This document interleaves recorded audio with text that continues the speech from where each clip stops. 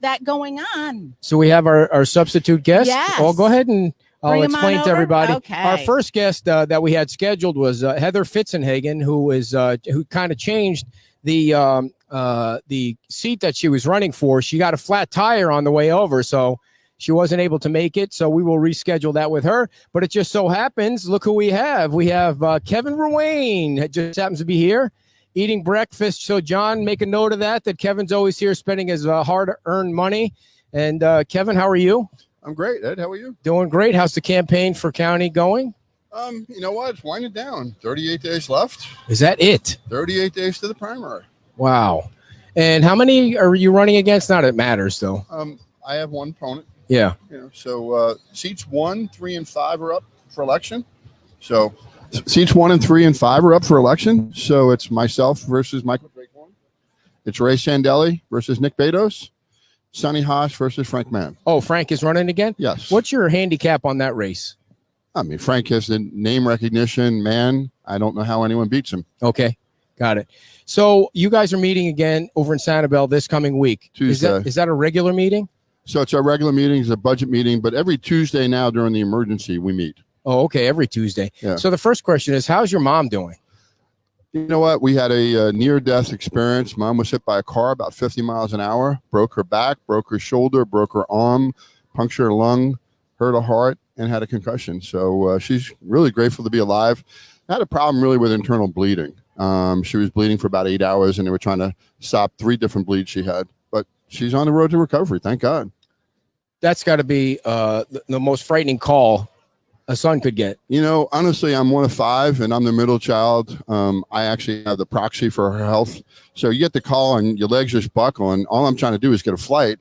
And with so little flights from Florida to go up to Newark, because obviously the airlines are in issues, I got the last seat to get up there. So it was just traumatic experience. I never want to go through that. But Mom's a fighter. You know what? She raised us, strong woman. She's a fighter. When you say hit by a car, she was walking? Walking across the street. Oh, wow. On a street that's speed limit is 30. On the turn where she lives is 20. She got hit over 50 miles an hour. Wow. And the guy left? Guy left. They found him 3 days ago. Drunk driver. Oh, incredible. 10 o'clock in the morning. Wow. That's insane. Well, it's great to hear that she's doing well and she'll recover. I mean, that's great news. So you had to leave on the day that you had an emergency meeting, you had an emergency Sanibel council meeting, and it was just to discuss the mask, I think, and then mask and beaches. And so it turned out that you kind of closed down the paid parking, or they did, and they approved the mask. 3-1. 3-1, and Jason was the no vote. Jason was a no vote. I put my vote on the record, certainly, but obviously it didn't count. I just don't think government continues to, I look back when I got into office in 2007. The Sanibel residents want less government, okay? They want less involvement. They want lower taxes. And, consistent with that theme, when you look at the Constitution, that's what we're supposed to do. We're supposed to get out of the way and let people do what they have to do and businesses do what they have to do. I just don't think it's our responsibility. The second issue is that you're putting police officers in harm's way. I mean, you think about the tensions they're under right now. Sure, yeah. And now they're going to be the mass police. Right. People are arguing whether it We've already had works confrontations. We've already had situations. So firsthand experience have said, this is really difficult to enforce. And more importantly, people don't necessarily embrace that officer coming up to them and say, by the way, you don't have a mask on. Yeah. It seems like things kind of flipped. Like, at first, at the beginning, when they tell you that the masks, they didn't say they didn't work, but they weren't pushing them the way they're pushing them now. You see people, and then you think they're a little strange. And now it's like I go into Lowe's or somewhere, and I don't have a mask on, and I think people think I'm strange because I don't have a mask on. And who knows if it works or not? I mean, I guess it doesn't hurt, but you see that you guys were 3-1, and then they voted here 3-2 to pass it, and then Cape Coral voted 4-3 not to, and I think Punta Gorda either did or did. I mean, it's so different everywhere. And the county doesn't have a rule, and the state doesn't have a rule. And I don't think the state is ever going to go to the mask unless DeSantis makes a big turn. My concern, honestly, when you look at masks, okay, not only enforcement, but I'm certainly putting someone's potential life at stake. We want to save lives. Have you ever exercised with a mask on? No, Okay. I can't. Okay. I actually drove my bike on the shared use path. My resting heart rate was 62. Drove 9 miles. I got to the where City Hall is. It was 132 with the mask on. So what are you doing? You and I, obviously, we stay in shape. We try to work out. What do you do with an elderly person who's putting their mask on and they think they're doing themselves help? Out in 100-degree heat. They're walking on a shared use path. God forbid they have a heart attack, and that's my fault. Yeah.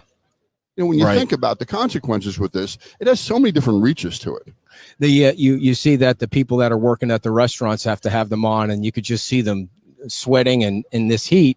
And it's unfortunate that all this is going on to begin with, but then it's like a 500% humidity out here today. It's just incredible.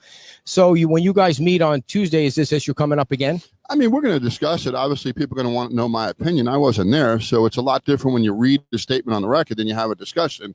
And I understand what the citizens want, but you know what? Again, when you go to City Hall and you read the emails, I represent 7,000 citizens. Right. When you get 200 emails, that's not the majority. Right. I'd love people to really voice in on this. Yeah. But to me, I took an oath to uphold the Constitution. And to me, this is unconstitutional. Somebody texted in, how long is the beach parking closed on Sanibel? It was just closed for 4th of July Okay, weekend. so it's back to normal now. Correct. Okay, We're wide open. and what are the rules for the masks over in Sanibel? So you have to have them indoors when you can't social distance. Okay. You don't have to have them outdoors. You have to be 6 or older. And that's your requirement. Yeah, so, it started at 2 and you changed that, right? Right. Well, one of the problems we have is we have a couple of education centers there. Okay. And expect a 2-year-old to keep a mask on. They take it off, they put it on the floor. What do you do? Right. How many masks can you get a 2-year-old to wear? Right. I mean, so we looked at that. The other issue was, do we need to have a mask if we get social distance? At City Hall, when we have our meetings, our dais is really set up where we're 6 feet apart. Right. It's really difficult to talk, having just been up in New York and dealing with doctors, because it's up there. You have to wear them all the time. And 3 or 4 times, doctors said to me, I can't understand you. So those are your issues. We're trying to communicate, and I'm trying to lead a city. Yeah. During the most challenging times you can imagine. So speaking of that, what do you think of the numbers? As far as COVID numbers? What should we all believe? Tell us. Well, I mean, listen, you have to worry about the positivity rate, and that's something to be concerned about. But I think there's different strains of this virus. So oddly enough, my son got it. Okay. He's 25 years of age. He had no symptoms whatsoever. Okay. He went out to a bar. Obviously, people get relaxed. 13 of them got it. And one of his buddies had to have a test taken before he went back to work. And he was positive. Yeah. So they all tested it. So I look at the numbers and I say to myself, the deaths are certainly continue to drop. So when I look at people that have, and I've talked to many people that have had this, okay, the younger people, they don't seem to have any issues with it. So, we're closing economies. We're basically taking us back to probably the worst recession and maybe a depression. I mean, you have all the stimulus out there. You have to realize, PPP and all those things. What's going to happen when that all exhausts itself? What economy are we going to have? I mean, here's a July issue. We come to Pete's. I mean, who's here? Yeah. Do you think it's political? Oh, I think there's a political aspect to it. Absolutely. I mean, I don't think for a moment it's not political. You think it's all to make sure that Trump doesn't get elected? I certainly think it's a component. Yeah. I mean, listen, you look at this situation and you can't even think that. Why is it happening? I mean, we had one of the greatest economies in the world going. Yeah. Okay, and all of a sudden we're crippled. So yeah, I mean, I'm not a conspiracy theorist, but I certainly believe there's a lot of validity to that. Do you think that we're on a path in some states, or maybe even people in Florida, pushing to go back to a close down? Absolutely. What are the chances? I think Florida has a chance not to, but you see Texas starting to buckle a little bit, and he was one, like DeSantis, who really wanted to be open. What do you think the chances that happens? I don't think Texas is going to do that. I think they instituted mandatory masks. Yeah. So they're trying to take steps to do this. The problem is that the federal government can't be the answer. Yeah. And let's remember, we're balancing life and we're balancing resources. For the government to be able to take care of us, we have to pay taxes. And when you're not working, you don't pay taxes. Mm-hmm. What are we, $4-6 trillion into this pandemic? And what are we, 3.5 months into this? What are we going to do? Just print money? Do you think that more people need to? Well, let me go back to, you said that 13 youngsters had it that your son knows. Were they all okay? All were fine. Did they didn't have a symptoms? symptom at all. Okay. My son, like me, works out. He's working out, doing bench pressing, benching 250 pounds. He's going through all the issues you would think in your normal day life. So no issues, no loss of taste, no asthma Interesting. issues, no breathing, no temperature, no loss of smell. Same with the whole group? Every one of them. They all said. So does that mean now that they can't get it again? Did they have the antibodies? So he actually tested the second time, and now he's going to go for an antibody test.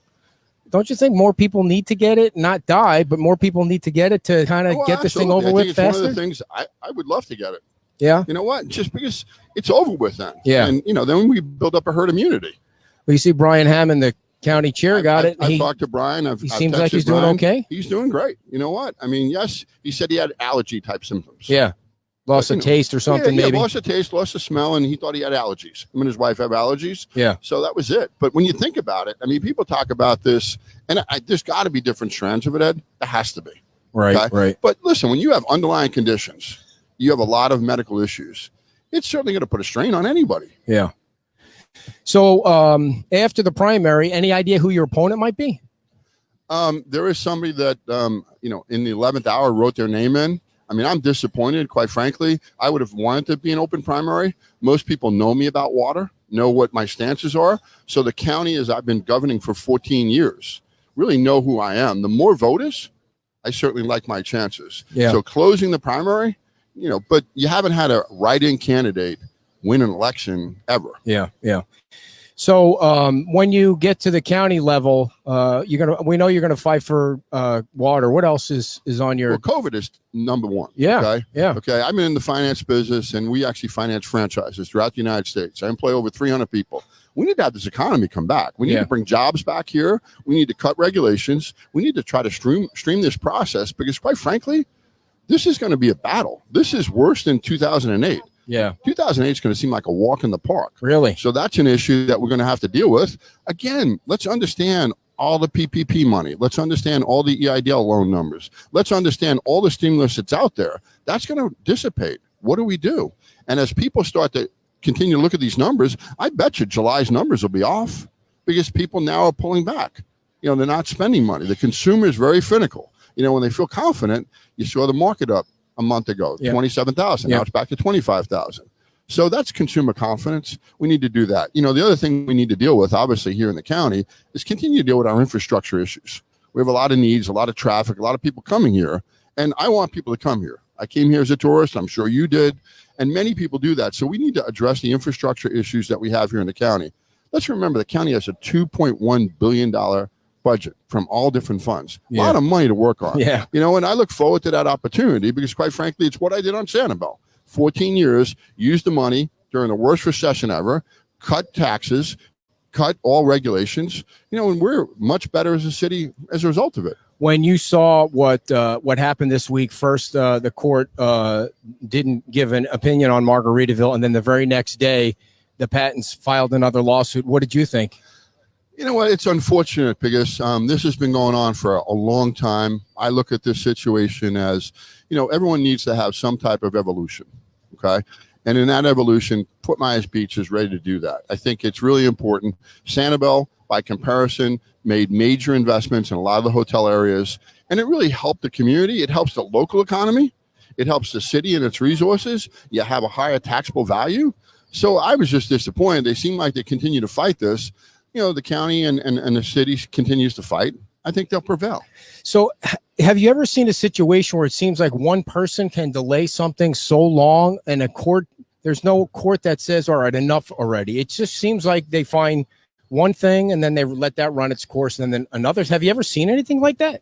I've been involved at the corporate level. I used to work for a company called Crum & Foster. We saw a lot of people when we had different issues we came across with asbestosis, had court cases for years and years and years. I mean, unfortunately, until we have loser pays, we're never going to resolve court because anyone can sue anybody.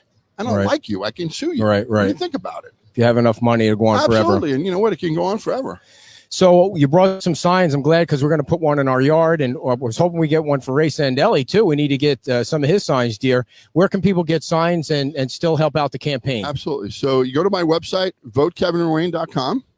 You certainly can do that. Contact me, PM me. I'll gladly drop them off. We're putting them in all weekend. We ordered over 600 small signs, over 300 large signs. I've gone through almost 800 signs already. Nice. And you're running radio ads. I don't watch TV. Are you running TV ads? No TV. We're doing radio, digital, postcards, obviously signs, website, very involved in social media. When you say digital, how do you buy digital? So you go to YouTube, Yeah. you go to Yahoo, Yeah. you go to Google, and you actually, you see the ad. Many times you'll click on Yahoo, Yeah. and you'll see an ad pop up. That'll be one People of my still ads. use Yahoo? Oh, yeah, well, I mean, listen. It's like AOL. They do YouTube. I mean, Yeah, YouTube's there. yeah. Google's there. Again, you're trying to hit all the platforms you could think of that are popular. And digital is today's, new technology. Yeah, for sure. Well, thanks for coming on and filling in for Heather. And she had a flat tire on the way over. Sorry to hear that. I hope she gets that taken care of. Yeah, It's always great to see both. Thanks a you lot. and Kim. Kevin Thank Ruane, you. everybody. Make sure you vote. We usually shake hands, but we don't want to break any laws here on Fort Myers Beach.